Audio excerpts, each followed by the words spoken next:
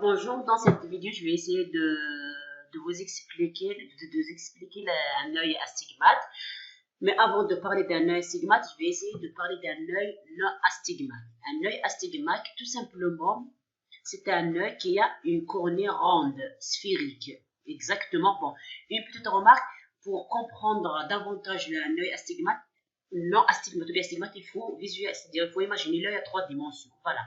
C'est-à-dire la cornée d'un œil normal qui n'est pas astigmate, la cornée est ronde et sphérique. Voilà, ça ressemble exactement à ce ballon. Maintenant, la caractéristique d'un objet sphérique, les deux méridiens, celui horizontal et, horizontal, voilà, le méridien horizontal et le vertical sont similaires, ont la même dimension. Par conséquent, les rayons qui arrivent, sur l'axe vertical arrivent vers un point. De même pour les rayons qui arrivent sur l'axe horizontal, arrivent vers un même point, c'est-à-dire un point objet, on aura un seul point image, un seul point de convergence de tous les rayons passant par les deux méridiens. La cornée est sphérique, le parcours de tous les rayons est le même. On a quelque chose de sphérique, la cornée est sphérique, exactement ça. Tous les rayons qui arrivent ici ou bien ici arrivent vers un même point. On appelle ça un œil non astigmate ou bien un œil stigmatisme. Voilà. Maintenant, on va passer à un œil. Voilà, c'est-à-dire par conséquent, dans ce cas-là, on aura une image, voilà, c'est-à-dire une image ici, puisque l'image est sur la rétine, on aura une image parfaite, ou bien on aura une image nette. Maintenant, si on passe, voilà, je disais ici, un œil non astigmate ou bien stigmate, sphérique, ressemble à un ballon. Donc, ces deux méridiens ont la même dimension et donc le trajet des rayons lumineux est le même puisque la forme de la cornée est sphérique. Un œil non stigmate présente un seul point de convergence. Voilà. Maintenant, la figure B. Voilà, ici j'ai déposé ici l'image d'un ballon juste pour vous expliquer davantage la forme de la cornée d'un œil non astigmate. Voilà. Maintenant, je vais passer à l'interprétation d'un œil non astigmate.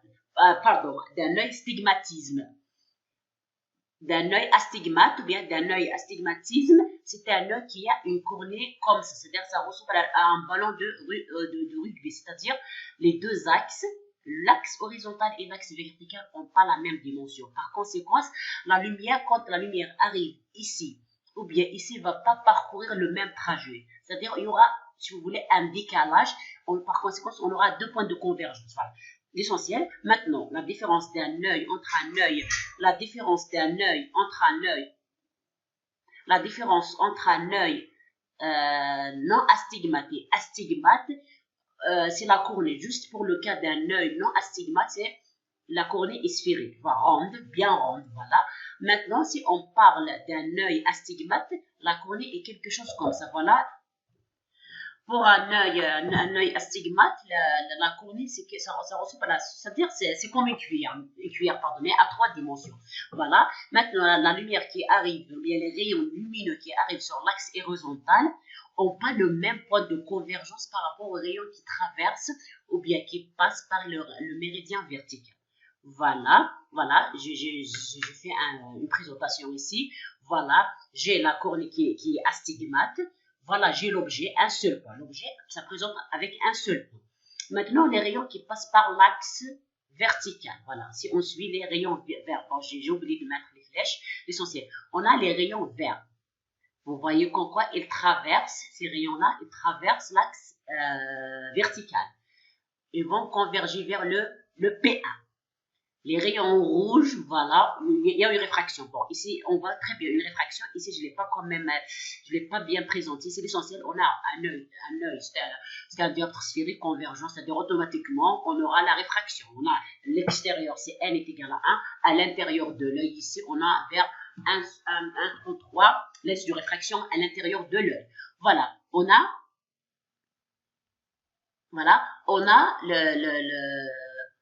les rayons rouges vont traverser le méridien horizontal. On aura, mais se convergent vers un point P2, c'est-à-dire un seul point objet qui traverse un œil astigmate, on aura 2 points d'image.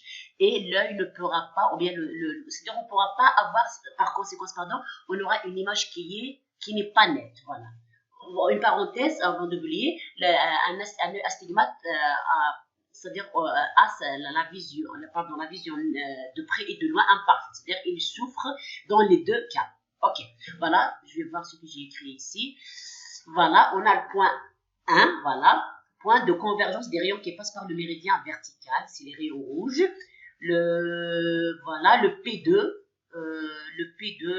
non, méridien, attendez.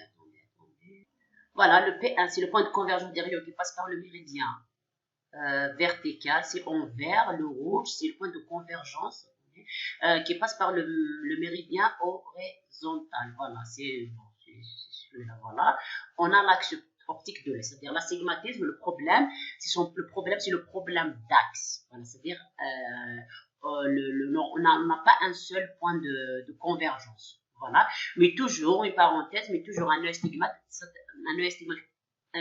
pardon, s'accompagne toujours par la myopie et l'hypermétropie. Voilà, maintenant, ici, j'ai donné que quoi? Voilà, c'est-à-dire un œil astigmate, le problème, c'est pas le problème c'est le problème d'axe. D'ailleurs, les ordonnances d'un œil astigmate, toujours on trouve par exemple des degrés, par exemple, 145 par exemple degrés, voilà, c'est-à-dire ou bien je sais pas 45 degrés, voilà, c'est-à-dire on trouve des valeurs par exemple,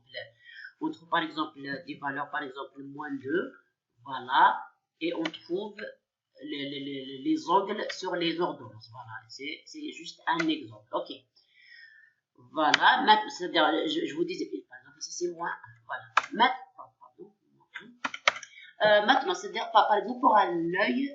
Bon, je vais parler d'un point avant d'entamer celui-là.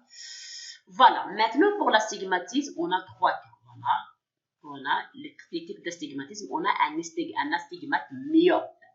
Voilà, on a la rétine. On a une cornée astigmate. Bon, astigmate, c'est par rapport à la forme de la cornée. Voilà, maintenant on voit que le P, ou bien le point objet, donne 2 points objets avant la rétine.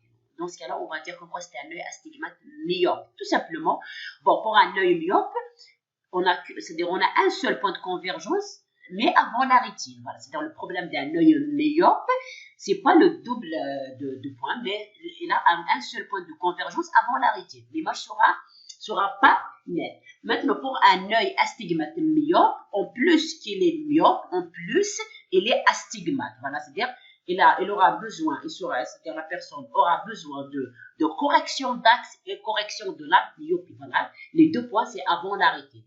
La myopie en général, c'est l'image, on aura une image avant la rétine. Voilà. Si on passe au cas d'un œil astigmate hypermétrope, un œil astigmate, c'est un astigmate hypermétrope. Donc, les 2 points de convergence, c'est après la rétine. Voilà, pour un œil astigmate, pour un œil hypermétrope et caractère hypermétrope. Je parle hypermétrope seul. Le point de convergence, c'est après la rétine. On aura une image floue. Maintenant, pour un astigmate hypermétrope, c'est 2 points de convergence après la rétine. C'est-à-dire, il aura besoin de correction d'axe et la correction d'hypermétropie. Voilà.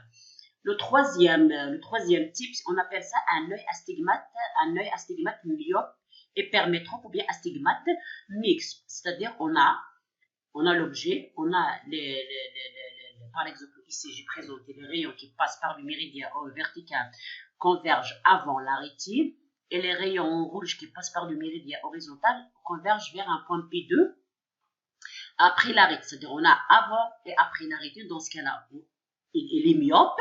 En plus, il est hypermétrope. On appelle ça un œil astigmate mixte ou bien un œil astigmate myope hypermétrope. Voilà. Maintenant, pour la correction d'un œil astigmate, c'est-à-dire le problème d'un œil astigmate, c'est le problème d'axe. Et toujours, l'astigmatisme est accompagné soit par l'hypermétropie ou bien par la myopie ou bien par les deux.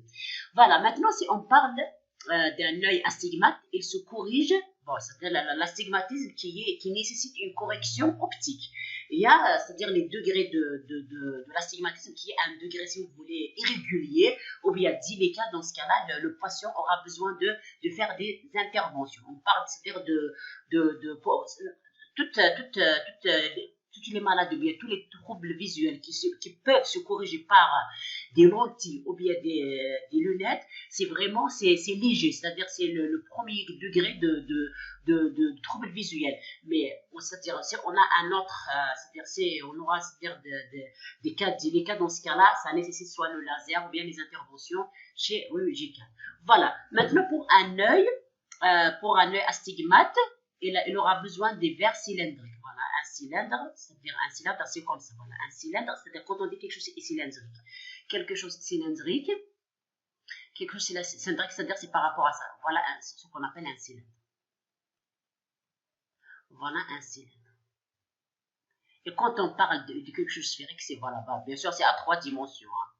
Voilà, à 3 dimensions. Bon, je ne sais pas, est-ce que je pourrais faire comme ça, voilà. Voilà, c'est-à-dire quelque chose sphérique comme un ballon et un cylindre comme ça. Maintenant, pour l'astigmatisme, il aura besoin d'un cylindre comme ça. On appelle ça des verres cylindriques. Si vous voulez, c'était voilà. Voilà, c'est que voilà, on a des verres, on a des verres cylindriques. Et pour, voilà, je reviens dans le PDF, voilà. Maintenant, voilà, les verres cylindriques soit utilisés c'est-à-dire pour concevoir soit des lentilles de contact ou bien des lunettes, voilà. Il faut comprendre une chose. Les verres correcteurs, on l'utilise, pardon, pour faire des lentilles de contact qu'on dépose directement sur l'œil, bien c'est les lunettes, voilà, c'est ordinaire, pour corriger l'astigmatisme. C'est-à-dire pourquoi? Parce que un œil cylindrique, c'est-à-dire il n'a pas les mêmes... les méridiens sont pas égaux, voilà, c'est-à-dire on a l'axe, le méridien horizontal et vertical ne sont pas identiques.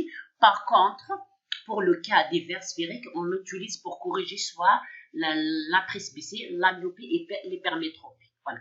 Une petite parenthèse, bon, je crée ici en tous les cas, voilà, les verres sphériques corrigent la presbytie, la myopie et l'hypermétropie, et les verres cylindriques corrigent l'astigmatisme. Voilà, j'ai fait ici une remarque, je vais la lire et je vais expliquer en parallèle. Un œil presbyte, myope, hypermétrope, même présente des troubles visuels, mais leur cornée reste de forme sphérique. C'est-à-dire un œil presbyte, myope, hypermétrope, c'est des troubles visuels, mais leur problème, c'est pas le problème c'est pas le problème de la cornée. Il présente, c'est-à-dire on n'aura pas une vision nette, tout simplement parce qu'il possède un seul point de convergence, mais il n'est pas sur la rétine. Par contre, pour le cas de l'astigmatisme, il présente 2 points de convergence, soit sont tous les deux avant la rétine, soit après la rétine, soit mixte, c'est-à-dire avant et après la rétine. Voilà. Un œil myope présente un seul point de convergence qui est avant la rétine. Quant à un œil astigmate myope, 2 points de convergence avant la rétine. Un œil hypermétrope présente un seul point de convergence qui est après la rétine. Quant à l'œil astigmate hypermétrope présente 2 points de convergence c'est après la rétine. Il y a une erreur ici de frappe. Après la rétine. Je vais le corriger dans le PDF. Un œil presbyte, son problème est son cristallin qui est épuisé avec l'âge et sa cornée est sphérique. Voilà. Pour un œil astigmate, c'est pas le problème de la cornée, c'est le problème de la fatigue de cristallin. Maintenant, une petite remarque par rapport à l'exercice. Voilà, c'est maintenant une petite remarque par rapport à l'exercice de notre série. Par exemple, ici, un œil amétrope a une vision telle que voilà, la distance maximale. Son PR est 120 cm et son PP est égal à 40 cm. Il y en a des étudiants qui me disaient, voilà, normalement, le PR est fini, c'est myope, et le PP qui est loin de l'œil ou bien qui est inférieur à moins 25 cm, ça va être un œil hypermétrope, mais il faut comprendre. Si l'œil n'est pas astigmate, impossible d'avoir un œil, voilà. C'est-à-dire,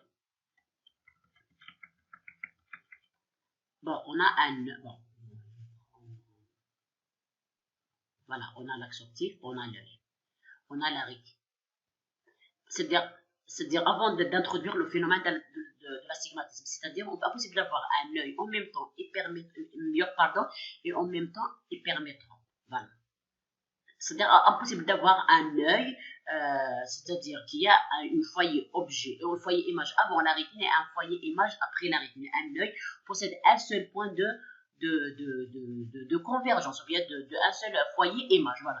Maintenant, quand on introduit l'astigmatisme, dans ces cas-là, on pourra avoir un œil en même temps astigmate, myope, hypermétrope. Voilà. Mais un œil hypermétrope, myope, c'est impossible. Voilà. C'est qu'un œil astigmate qui pourra être en même temps myope et en même temps hypermétrope. Voilà. Une autre remarque par rapport à l'exercice 3.